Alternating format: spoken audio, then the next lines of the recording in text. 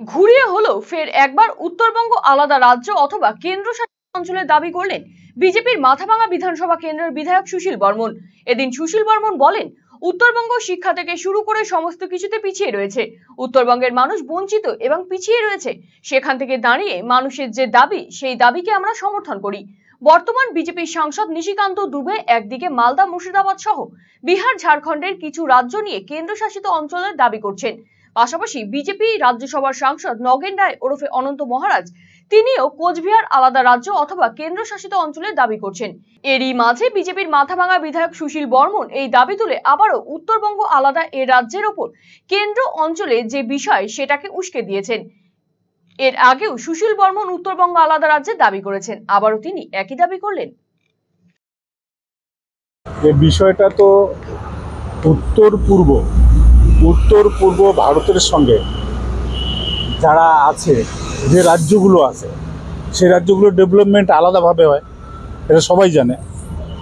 তো উত্তরবঙ্গ উত্তর পূর্বের মধ্যেই পড়ে। আমরা উত্তরবঙ্গের উন্নয়নটা দেখতে পাচ্ছি না কেন? অন্য উত্তর পূর্ব ভারতের অন্য অন্য রাজ্যগুলোর সঙ্গে যে টাকাটা খরচ হয় উন্নয়নের জন্য, আমার উত্তরবঙ্গের জন্য কি হলো এমন যে এখানে? এটাও তো উত্তর পূর্ব ভারত, আমরা এটা দাবি করতেই পারি।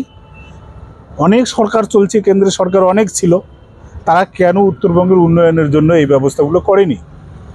আজকে সুকান্ত মজুমদার উত্তর পূর্ব ভারতের উন্নয়নের একটা মন্ত্রী, উনি সেই উন্নয়নের জায়গায় দাঁড়িয়ে, সেই মন্ত্রীর জায়গায় দাঁড়িয়ে উত্তরবঙ্গের উন্নয়নের চিন্তা উনি করেছেন, সেজন্য প্রধানমন্ত্রীর সঙ্গে আলোচনা করেছেন। আর পশ্চিমবঙ্গে তো শুধু খালি সন্ত্রাসের রাজত্ব, এখানে তো উন্নয়নের রাজত্ব নেই। এখানে ছাপ্পা দিয়ে ভোট নেবে, মানুষের ভোটের দরকার নেই, মানুষের উন্নয়নের দরকার নেই।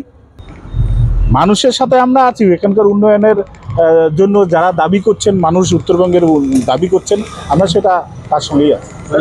তিনি বাংলা ভাগের জিগিরকে সামনে এনে গোটা পশ্চিমবঙ্গ জুড়ে একটা অশান্তির পরিবেশ তৈরি করছে।